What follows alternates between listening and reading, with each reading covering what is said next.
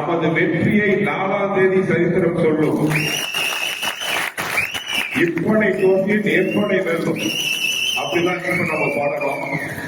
ஏன்னா இந்த வெற்றியை உறுதிப்படுத்துவதற்குமா தேர்தல் கமிஷனே டேட் அனௌன்ஸ் பண்ணிருக்காங்க. தேர்தல் நடக்கிற நாள் 23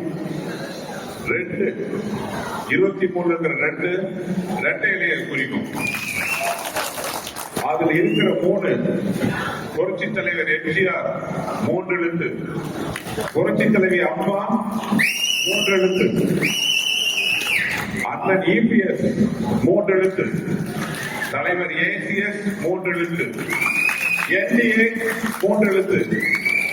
இதுக்கு சீக்கிரமா வரப்போற வெற்றி 3 எழுத்து.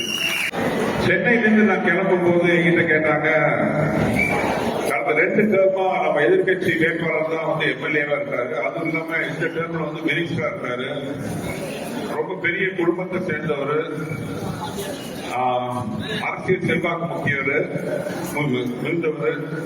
அந்த கட்சியோட தலைமை குடும்பத்துக்கு மிகுந்த நெருக்கமானவர், இவரெல்லாம் ஜெயிக்க முடியுமா அப்படின்னு கேட்டாங்க. நான் பதில் சொல்றேன்னு சொன்னேன். அந்த கேள்விக்கான பதிலுக்கு இதுதான் தெரியுது. ஜெயிக்கவே முடியாதுங்கிறதுக்கு அவர் என்ன புரட்சி தலைவர் எம்ஜிஆரா, பிடிஆர் தானே? நம்ம கையில் உள்ள சேர்த்து பேசணும். ஏன்னா திமுக ஒன்றும் பெரிய அசைக்கூடிய விஷயமே இல்லை. அவங்க பலமே தங்களை பலமா இருக்கிற மாதிரி காட்டிக்கிறது தான்.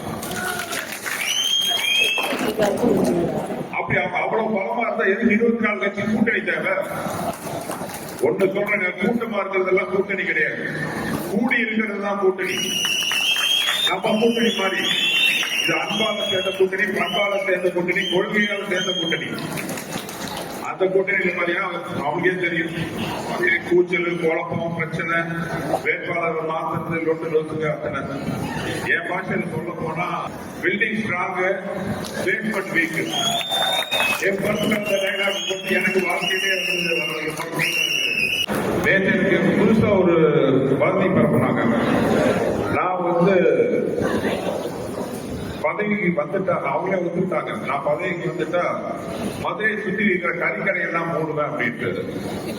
இப்படி எல்லாம் வந்து அதாவது ஒரு கேவலமான பிரச்சாரம். என் பொண்டாட்டிக்கு இருக்காங்க, அவங்களுக்கு தெரியும். நானே வாரத்துக்கு வியாழக்கிழமை தவிர மீறி 6 நாளும் வந்து கறி சோறுலாம் சாப்பிட மாட்டேன். மதுரைக்கு வந்தோட ரொம்ப சந்தோஷம், போனா கறி தோசை சாப்பிடுற சந்தோஷம். என்ன பார்த்து இப்படி சொல்றாங்க. நம்ம ஜெயிச்சோட மிகப்பெரிய விருது கொடுப்போம், கறி விருந்து. அது இந்த மாதிரி போய் வந்து பரப்புறவங்களையும் கூப்பிடுவோம்.